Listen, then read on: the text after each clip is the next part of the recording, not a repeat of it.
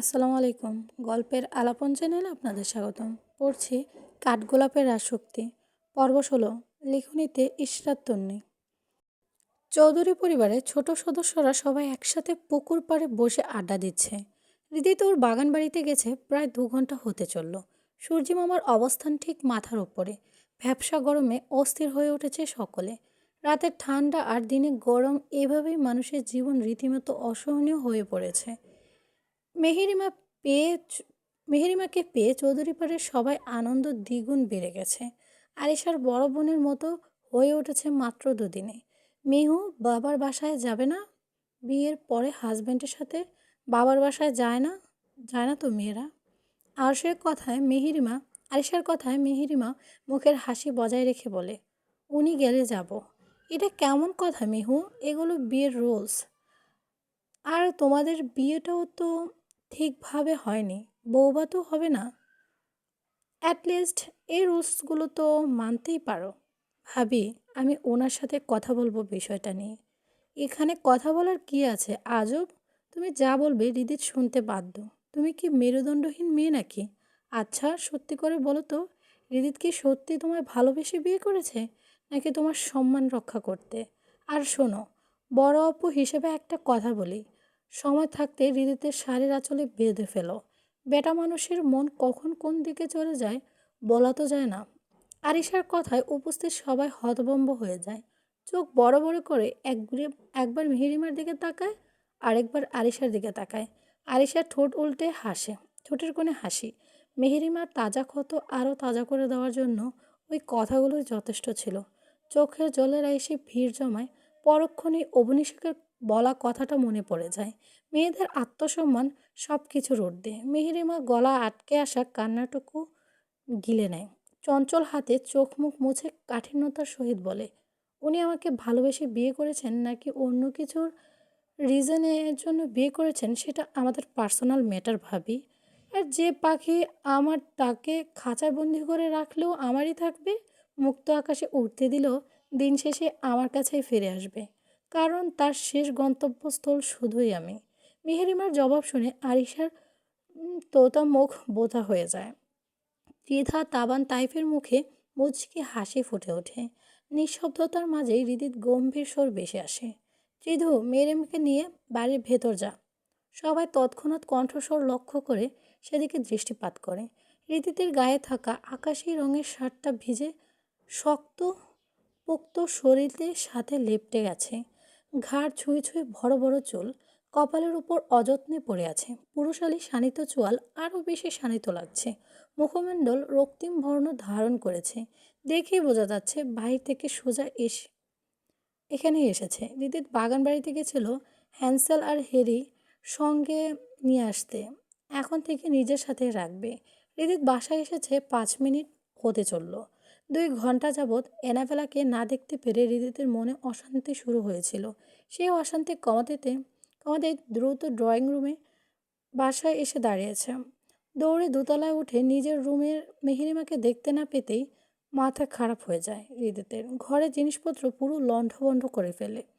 বেলকনিতে খোঁজার উদ্দেশ্যে পা বাড়াতেই পুকুর পাড়ে মেহেরিমাকে দেখতে পায়। তারপর এক ছুটে পুকুর পাড়ে উপস্থিত হয়, আর উপস্থিত হতে আরিশা মেহেরিমার সব কথোপকথন শুনতে পায়। হৃদিতের কথায় সবাই উঠে যেতে নিলেই হৃদিত বলে, ভাবে, আপনাকে যেতে বলিনি। চিধু, মেহেরিমাকে আমার রুমে দিয়ে আসবি। তাবান, গাড়িতে হ্যান্সেল হেরি আছে, ওদের বের করে ভাগানে নিয়ে আয়।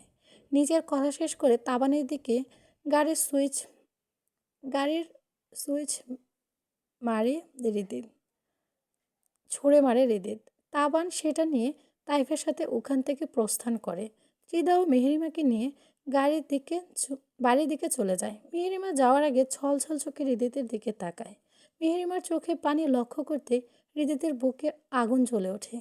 আরিশার দিকে অগ্নিদৃষ্টিতে তাকিয়ে হিস হিস করে বলে, you know, I hate start. I don't wanna talk to you. I just want say stay away from my Annabella. তীব্র অপমানে আরিশার চোখ মুখ শক্ত হয়ে ওঠে। ভেতরে ভেতরে রাগে ফুঁসতে থাকে। তবুও মুখে হাসি টেনে বলে, পারলে তোমার বউকে আমার থেকে দূরে রাখো। আমাদের মাঝে মিহিরিমাকে নিজের ঢাল হিসেবে ব্যবহার করার মতো ভুল নিশ্চয় করবে না। 6 মাস আগের কথা এত সহজেই ভুলে গেছো? সংসার করার ইচ্ছে আছে তো নাকি? হৃদিতের ঠোঁটে বাঁকা হাসি। আরিশা হৃদিতের কথায় কিংকর্তব্য বিমর। এই ছেলে হালকাভাবে নেওয়ার মানে নিজের পায়ে নিজেই কুড়াল মারা। পরক্ষণেই 6 মাস আগের কথা মনে পড়তেই আরিশার বুক কেঁপে ওঠে। হৃদিত আর কিছু না বলে বাড়ির উদ্দেশ্যে হাঁটা ধরতে আরিশা উঁচু কণ্ঠে বলে, ফুফুমনি আসবে নেক্সট উইকে। আরিশার কথায় হৃদিতের পাঁজরা থেমে যায়, ঠোঁট কামড়ে কিছু একটা ভাবে। আমি তোমার শুভাকাঙ্ক্ষী, ঠিক তোমার মতোই মাথা মোটা। কথাটা বলে সামনে দিকে হাঁটা ধরে হৃদিত। আয়শা চোখ মুখ কুঁচকে হৃদিতের যাওয়ার দিকে তাকিয়ে থাকে। হৃদিতের রুমের বেলকনি থেকে সবটাই দেখে মেহেরিমা ব্যস্ত পায়ে রুমে প্রবেশ করে। রুম অগোছালো অবস্থা দেখে মেহেরিমা কিছুক্ষণ থমকে দাঁড়িয়ে থাকে। কিছুক্ষণ আগে দৌড়ে বেলকনিতে যাওয়ার সময় কিছুই খেয়াল করে না। তবে ওর খুব ভালো করে মনে আছে, যখন রুম থেকে বের হয় তখন সব ঠিকঠাক ছিল। তাহলে এখন এরকম অবস্থা কি করে হলো? রাত 10টা বেজে 5 মিনিট। শেখ পরিবারের রাতের খাবার আয়োজন চলছে। অবনী শেখ খাবার সার্ভ করা শেষ করে একটা চেয়ার টেনে বসে নিজেও খেতে শুরু করে। জলির শেখের চোখ মুখ কেমন শুকনো লাগছে, খাবারও খাচ্ছে না তেমন। অবনী শেখ সেটা লক্ষ্য করে করতেই বলে, কি হয়েছে তোমার? কোনো কিছু নিয়ে কি তুমি টেন্সড? জলি শেখ কিছুক্ষণ চুপ করে জবাব দেয়, আগামীকাল চৌধুরী পরিবারের সবাইকে দাওয়াত করেছি। আজ সকালে আমার সাথে দেখা হয়েছিল এমপি আরিফ হাসান চৌধুরীর আর ওনার বড় ছেলে মন্ত্রী আয়েশ চৌধুরী। নতুন আত্মীয় আমার, ভদ্রতা বজায় রাখতে দাওয়াত করেছিলাম, ওনারা গ্রহণ করেছে। জলি শেখের কথায় অবনী শেখ মুচকি হেসে বলে, হ্যাঁ তো এখানে টেনশন করে কি আছে? দাওয়াত দিয়েছো, ভালো করেছো। এমনিতেও দাওয়াত দিতেই হতো ওনাদের। এই সুযোগে নীলাক্ষী আর হৃদিতে এসে কিছুদিন থেকে যাবে না। তুমি এত সহজে সব ভুলে গেছো অবনী? অতীত মনে রেখে নিজেকে কষ্ট দেওয়ার মতো মেয়ে আমি না। আর ওই পরিবারের সাথে আমার মেয়ে জড়িয়ে আছে এখন। এতটুকু তো করতেই হবে আমাদের। অবনী শেখের কথায় জলির শেখের বুক থেকে পাথর নেমে যায়। এত সহজেই যে সবটা মেনে নেবে জলির শেখ ভাবতেও পারেনি। অবশ্য অবনী শেখের দ্বারা সবই পসিবল। মাধবী নীরব দর্শক, মনোযোগ দিয়ে খাবার খাচ্ছে আর বাবা মায়ের কথোপকথন শুনছে। মেহেরিমা আসবে শুনেই মাধবীর মনটা ফুরফুরে হয়ে যায়। মেহেরিমা ঠান্ডার ফিরফিরে বাতাসে বেলকনির দোলনায় বসে অন্ধকারাচ্ছন্ন আকাশের দিকে তাকিয়ে আছে। মনটা হঠাৎ করে কেমন বিষাদে ছেয়ে গেছে। মনের মাঝে হাজারো প্রশ্ন, চিন্তা ঘুরপাক খাচ্ছে। এই বাড়িতে এসে কেমন যেন গোলক ধাঁধার মধ্যে আটকে পড়েছে। তখন দুপুরে হৃদিতের রুমে এসে একাই সব পরিষ্কার করে গোছগাছ করে আবারও আগের মতো ঝকঝকে করে ফেলে রুম। মেহেরিমা হেল্প করতে চাইলেও হেল্প করতে চাইলেও না করতে দেয়। ইভেন ওই টপিকে প্রশ্ন করলেও হৃদিত বারবার ইগনোর করছে টপিকটা। মনের মাঝে বড্ড অশান্তি অনুভব হচ্ছে মেহেরিমার। ইতিমধ্যে ফোনে 3বার অবনী শেখের সাথে কথা বলেছে, তবুও শান্তি পাচ্ছে না। মায়ের কোলে মাথা রেখে শুতে পারলে বোধহয় একটু শান্তি অনুভব হতো। মেহেরিমার ভাবনার মাঝেই ওর পাশে হৃদিত এসে বসে। মেহেরিমার ধ্যানচ্যুত হয়। পাশে বসা হৃদিতের দিকে চোখ তুলে তাকায়। মন খারাপ? হুম। শরীর খারাপ? ওহো। পেন কিলার নিয়েছিল? হুম। মায়ের কথা মনে পড়ছে? মেহেরিমা হ্যাসূচক মাথা নাড়ায়। হৃদিত মুচকি হেসে মেহেরিমাকে নিজের উষ্ণ আলিঙ্গনে জড়িয়ে নেয়। হৃদিতের প্রশস্ত বুকে প্রশান্তি মাথা রাখে মেহেরিমা।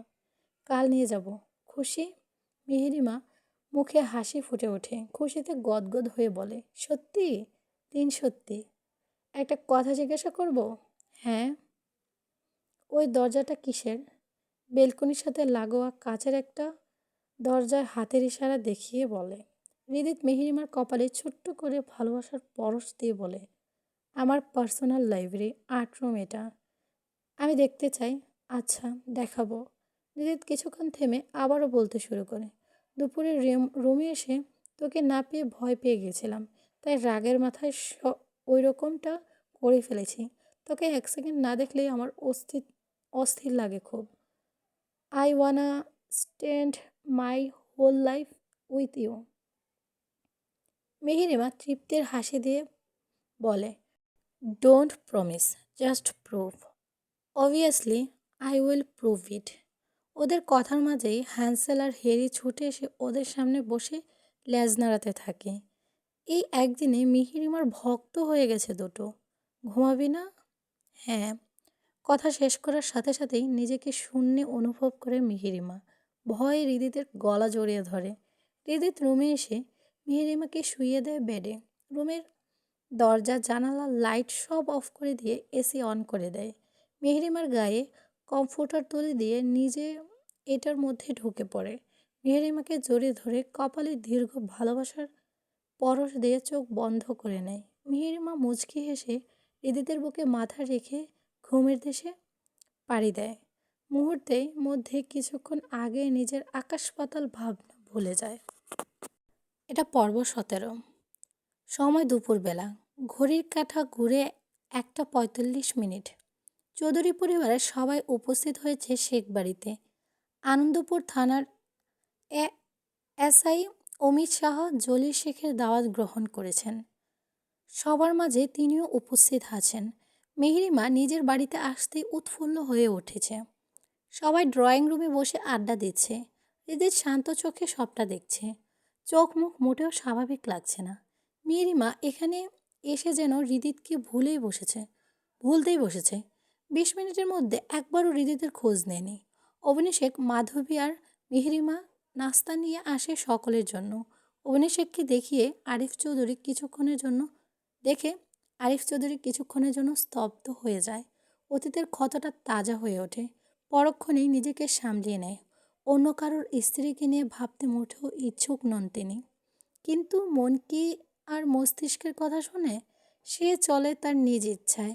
শ্রেয়া চৌধুরী নীরব চোখে আরিফ চৌধুরীর দিকে তাকিয়ে আছেন। এখানে এই বাড়িতে আসার একটু ইচ্ছা ছিল না ওনার। এক প্রকার বাধ্য হয়েই এসেছে এখানে। স্ত্রী হিসেবে খুব সহজেই স্বামীর মনের অবস্থা বুঝতে পারে। নিজের করা ভুলগুলো প্রতিনিয়ত ওনার ভেতর থেকে ক্ষত বিক্ষত করে দিচ্ছে। অভিষেক এই সবে নির্বিকার রয়েছে। মুচকি হেসে সকলের জন্য সাথে সালাম বিনিময় করে। ম্যানার্স রক্ষার্থে আরিফ চৌধুরীর সাথে ভালো মন্দ দুটো কথা বলে। শ্রেয়া চৌধুরী সেটুকুও যেন সহ্য হয় না। কিন্তু উনি অপারগ, কিছুই করার নেই ওনার। নিজের এক একটা ভুলের শাস্তি তিলে তিলে পাচ্ছে এখন। শ্রেয়া চৌধুরী দীর্ঘশ্বাস ফেলেন। হৃদিত সবটা লক্ষ্য করতেই বাঁকা হাসে। আপনারা সবাই আজ এখানে থেকে যান, খুশি হব আমরা। জলি শেখের কথায় আরিফ চৌধুরী বলে, সেটা তো সম্ভব না ভাই।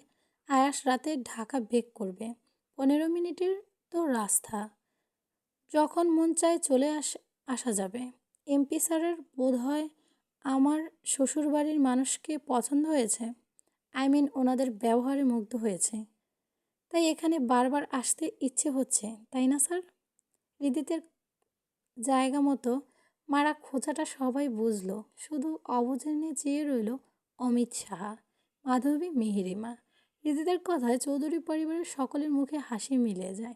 পরিবেশটা কয়েক সেকেন্ডের ব্যবধানে থমথমে হয়ে ওঠে। পরিবেশ ঠিক করার জন্য জলিল শেখ আলতো কেসে বলেন, দুপুরে খাওয়ার সময় পেরিয়ে যাচ্ছে তো। অবনী, খাবার সার্ভ করো। অভিষেক হ্যাঁ সূচক মাথা নাড়ায়। নাড়িয়ে কিচেনে যেতে নিলে আয়েশা চৌধুরী বলে, আপা, আমি আর আতিয়া আপনাকে সাহায্য করি চলেন। একা হাতে এত কাজ সামলানো কষ্ট হয়ে যাবে। দয়া করে করবেন না। আমরা আপনাদের দয়া করে না করবেন না। আমরা আপনার বোনের মতোই। আয়েশা চৌধুরীর কথায় অভিষেকের বুকের মাঝে কেঁপে ওঠে। মনে পড়ে যায় অতীতের কিছু সুখকর স্মৃতি। না করতে পারে না ওনাদেরকে। আয়েশা চৌধুরী আর আতিয়া চৌধুরীকে সাথে নিয়ে কিচেনে চলে যায়। তিনজনে মিলে দ্রুত হাতে 10 মিনিটের মধ্যে খাবার সার্ভ করে ফেলে। আগে পুরুষেরা খেয়ে নেবে, তারপর মেয়েরা। এভাবে খাওয়ার পর্ব শেষ হয়। সময় বিকালবেলা। মেহরিমাদের বাড়ির আঙিনায় বড় বকুল গাছটা নিচে চেয়ার পেতে ছোট বড় সকলে আড্ডায় মশগুল। উপস্থিত নেই হৃদিত আর বাড়ির মহিলারা।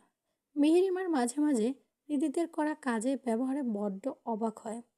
রুমে একা বসে কি করছে কে জানে। খাওয়ার সময়ও কথা পাকাপাকি হয়েছে মেহেরিমা আর হৃদিতের কিছু এখানে থাকবে। মেহেরিমা সেই খুশিতে নেচে বেড়াচ্ছে। তবে চোখ কান খোলা রেখেছে। চৌধুরী বাড়ির মধ্যে যে একটা গোলক ধাঁধা আছে সেটা খুব সহজেই বুঝে গেছে মেহেরিমা। কোনো ক্লু পেলেও পেতে পারে। আয়েশা চৌধুরী, আতিহা চৌধুরী, অবনী শেখ মিলে বিকালের হালকা পাতলা নাস্তা নিয়ে আসে। সবার অনুরোধে ওনারা তিনজন আড্ডায় সামিল হয়। জলিল ভাই, সামনের বছর তো আবার ইলেকশন, আপনি ইলেকশন করবেন তো? আরিফ চৌধুরীর কথায় জলিল শেখ মৃদু হেসে বলে, না ভাই, আর ইচ্ছে নেই। অনেক তো করলাম অন্যের উপকার, বয়স হয়েছে, এখন নিজের পরিবার নিজেকে একটু সময় দেই। হায়াতের তো আর বয়স নেই। কখনো আল্লাহ ডাক দিবেন আর আমি আল্লাহর বান্দা, তার ডাকে সাড়া দিয়ে এই পৃথিবীর ত্যাগ করব। তাই আর যে কয়টা দিন বেঁচে আছি, কোনো ঝামেলা না, ঝামেলা ছাড়া শান্তিতেই কাটাতে চাই। জলি শেখের কথায় উপস্থিত সবাই মৃত্যুর কথা স্মরণ করে। ইহজীবনে সদা কঠিন সত্য কথা স্মরণ করতেই সকলের গায়ে পশম দাঁড়িয়ে যায়। ছোট্ট একটা জীবন, কত শত ভুলই না করে থাকি আমরা। আজাদ চৌধুরী বলে, ঠিক বলেছেন ভাই, এটাই উত্তম সিদ্ধান্ত। জলিল শেখ হাসেন। অমিত সাহা ক্ষণে ক্ষণে অগ্নি শেখের দিকে তাকায়। এই কঠিন সত্তার মানবীর মধ্যে আলাদা কিছু তো আছে, এক আছে, যা ওই মানবীকে হাজারো নারীর মধ্যে আলাদা করে রাখে। হঠাৎ সকলের সম্মুখে আরিশা বলে ওঠে, অবনী আন্টি, আপনি দেখতে মার্শাল্লাহ খুব সুন্দর। আপনাকে আমার খুব ভালো লেগেছে। আপনার মতো সুন্দর মেয়ে আমি আমার জীবনেও দেখি নাই। আরিশার কথায় সবাই অবনী শেখের দিকে দৃষ্টিপাত করে। ফুল হাতার কামিজ পরিধান করা, লম্বার হাঁটুর অনেকটা নিচ পর্যন্ত, লম্বায় হাঁটুর অনেকটা নিচ পর্যন্ত, ঢোলা ঢালা সালোয়ার, ওড়নাটা খুব সুন্দর করে মাথায় আটকানো, শুধু মাত্র হাস্যোজ্জ্বল মুখমণ্ডল, চকচকে হাত দুটো আর পা দুটো দেখা যাচ্ছে, একদম মার্জিত বেশভূষা। সবাই তীক্ষ্ণ দৃষ্টি উপেক্ষা করে অগ্নিশেখ মুচকি হেসে বলে, আল্লাহর সৃষ্টি সব কিছুই সুন্দর। আমরা মানুষেরা মানুষকে অসুন্দর বানাই, আল্লাহ না। অতি সাধারণ কথার মাঝেই অসাধারণ কিছু একটা ছিল। সবাই মুগ্ধ হয়ে অগ্নিশেখের মার্জিত সুস্পষ্ট জবাবে। অমিত সাহা মুগ্ধ নয়নে চেয়ে থাকে। কিয়ৎকাল আরিশা এবার বুঝতে পারে মিহিরিমা ঠিক অগ্নিশেখের মতোই হয়েছে। আয়াস হাত গুলিতে চোখ বুলিয়ে বলে, এবার উঠতে হবে আমাদেরকে। সন্ধ্যার পরপরই আমাকে ঢাকার উদ্দেশ্যে বেরিয়ে পড়তে হবে। আয়েশা আয়েশের কথায় সবাই সহমত জানিয়ে বিদায় নেয়। আরিফ চৌধুরী অবনী শেখের দিকে এক পলক চেয়ে শেখ বাড়ি ত্যাগ করে। চৌধুরী পরিবারের সকলে চলে গেলেও থেকে যায় অমিত সাহা, মেহেরিমা আর মাধবী ততক্ষণে বাড়ির ভেতরে চলে গেছে।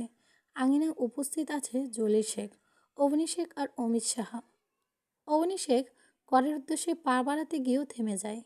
মেয়েদের দিকে নজর দেওয়া পাপ, আর যদি সেই মেয়ে বিবাহিত হয় তাহলে তো তার দিকে নজর দেওয়া মহাপাপ।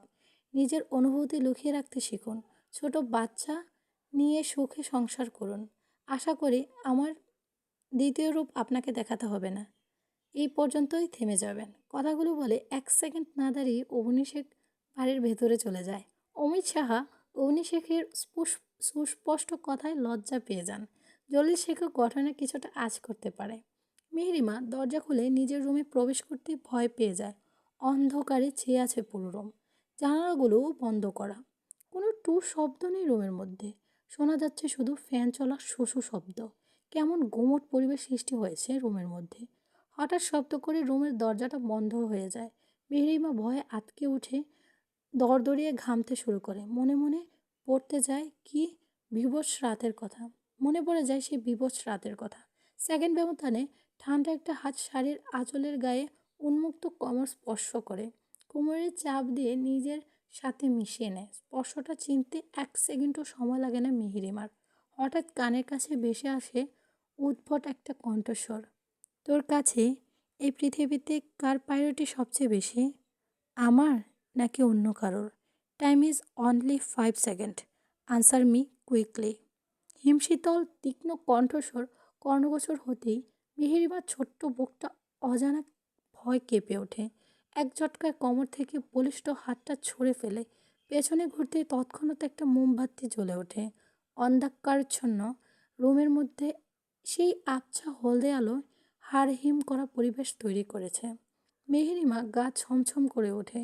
মোমবাতির আবছা আলোর সামনে উপস্থিত মানবের হিংস্র মুখমণ্ডল চক্ষুগোচর হতেই ভয়ে ওখানে সেন্সলেস হয়ে পড়ে যেতে নেয় মেহেরিমা।